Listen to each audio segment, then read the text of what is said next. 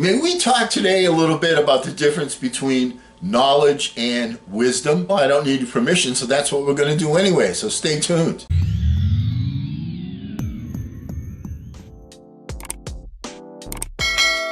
Hello again, everyone. I'm Eli's dad with Project Eli, where we educate, we lead, and we inspire. And recently, I went to go and purchase a new vehicle. And in purchasing a new vehicle, I needed to keep in mind to myself that my thinking is not very good in terms of automotive expertise. However, I have a very close friend named Wayne, who is the car guy. I mean, mechanic, master mechanic. I mean, this is a guy, he can like listen to an engine and say, you need to fix this, you need to fix that. I mean, one of these people with the magic touch with super knowledge. So I called upon Wayne to come with me as we went searching for a car for me, okay, a new vehicle for me.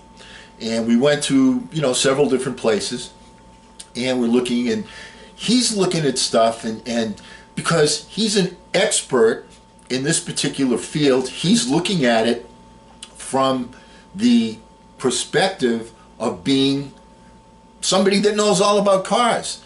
Me, what do I see when I go on a car? Like, oh, that one's blue, that one's red. Okay, ooh, that motor sounds pretty good. All right, I know a little bit about when I put my foot in the gas, if the car's got the power and so on and so forth. All right, but it's the little things, the nuances that you want to know. If you're going to consult an expert, that's what you're looking for. Isn't that when you go to the doctor and you're feeling a pain here? Like when I was feeling something, a pain in my back. All right, and I said to the doctor, "Oh, I'm feeling this pain." He says, "It's not your back, it's your hip." All right, it's like, well, how did he know that? The pain is. You follow what I'm saying? It's understanding what's causing the issue and preventing it, or being out in front of the situation. So that's why I wanted to take Wayne with me, because he was going to look at things from the perspective of being a car guy. I'm looking for something reliable. I'm looking for something that perhaps Eli I want to give to you, so I'm looking for something real safe. I'm not looking to buy a race car, all right? I'm looking for something practical. When you get older, you get more practical rather than, fancy. So that was my point. Wayne went with me, and he would see these little nuances in the vehicles and point them out and say, well, you don't want to do this, you don't want to do that, you don't want to buy for that company because they tend to have this problem. And, he had asked all the right questions, and you could tell the people that were in the position of trying to sell us the vehicle were like, boy, this guy really knows. So it was like, here's the guy that's the expert, here's the guy who's paying for it. So we had to kind of impress both of us, So anyway, my point is, are you looking things in the proper perspective? The first rule is that you can't really know anything if you just remember isolated facts and try and bang them back. If the facts don't hang together on a lattice work of theory, you don't have them in a usable form. Do you know people that know a ton of little bitty facts, but they can't put it together? This is the difference between knowledge and wisdom. The person that's knowledgeable knows the facts. The person that is wise knows how to put those facts together for a complete picture, to get a course of action that's going to be productive. So you can know the facts, but you don't know how to use them, and you have to be able to connect and use them all together. The things best to know are first principles and causes, but these things are perhaps the most difficult for men to grasp, for they are farthest removed from the senses. That's from Aristotle. Here's a quote that really is apropos here. Once again, we're talking about the pandemic here, are we not? If our small minds, for some convenience, divide this universe into parts, physics, biology, geology, astronomy, psychology, and so on, remember, nature does not know that. That's a quote from Richard Feynman. The point is, for us to try and understand things, what we do is we take something and we give it a number, we give it a name, we give it an image. We give it something that makes it easier for us to take notes, to get the facts. But the key thing is, how do you fit that in with the big picture? Here's a quote from Alan Watts. Once again, he died in 1973, so he wasn't talking about the pandemic back then. He didn't know about it, but he could have been. Parts exist only for purposes of figuring and describing, and as we figure the world out, we become confused if we don't remember that all the time.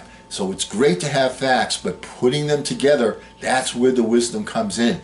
That's where the game plan comes in. Now, the point is, this pandemic, if we don't nip this thing, get this virus under control, it's going to keep growing and growing, and there's going to be more and more and more variants, and that's going to keep happening. So it's great that we're focusing on getting people in the United States vaccinated and even booster shots and other countries in the world, but we have to make this a global effort. We are all connected. We are all connected. There's no boundaries. We're all connected. It doesn't matter what your philosophy is. It doesn't matter what your gender is. It doesn't matter. The thing that matters is we're all connected. And the thing is, you have to see that the science has worked. And the best example of that is, I just went in for a flu shot, because it's the time of year to get the flu shot. And last year, you know, there was a lot of concern about, oh goodness, with this pandemic going and the flu season coming, we're going to be really in for a world of hurt. Well, what ended up happening? Because so many people were wearing their masks, there wasn't that much transmission of the disease of the flu, and it was like an unbelievably easy year because people were wearing masks. Hello, McFly. You wear the mask, it prevents disease from being transmitted from person to person. Let's get on that bandwagon. You can see that it worked. It worked in terms of the flu. The numbers were drastically different in a positive way than they had been for years and years and years and years. Now, what is it going to take for us to formulate a team that's going to be effective to get this virus under control? For teams to be effective, they need to have a clear vision. They need to have adequate resources. Are we checking off the boxes here as we go?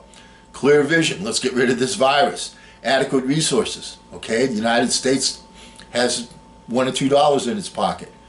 Optimal team size, we need to gather leaders from all over the world, kind of like where we set up the Allies in World War II, where we had Eisenhower, we had one commander-in-chief, but we had all of the different generals from the different countries that were working together as a team on board.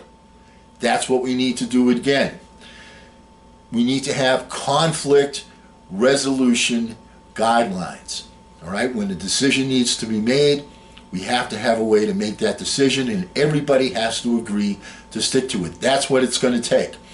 You need a clear vision, adequate resources, optimal team size, and conflict resolution guidelines. Can we get that? Can we get everybody united in saying we've got to get this virus under control? Because here's what happens when you look at things like this. You got to look at the carrot and the stick. The carrot is we want to live life like normal human beings, all right? And the stick is we don't want to die. We don't want to have this pandemic go on and on and on. To quote Eric Thomas, it's about taking the opportunity of a lifetime in the lifetime of the opportunity. So we have a window on this, because once it gets to the point where a variant is produced that can't be controlled by medical science, then we're really going to be in for a world of hurt. Then we're going to have a situation like leprosy where people that have it are separated. Is that what we want to do? I don't think so, not to mention all the people that are going to die in the process. So once again, let's get our thinking on a global level. Let's lock arms together. Let's get a clarity of a vision. Let's put together our resources. Let's get everybody on board, and let's figure out a way to adjudicate different conflicts that are certainly going to arise from country to country and get people to agree. That calls for global cooperation. Please, I'm planting the seed. Let's do more. Let's get rid of this. This virus is going to be, let's get rid of this virus. All right, as you can see, I'm very passionate about this, and once again, take it leading by example. Don't ration the passion, fashion the passion. I'm Eli's dad.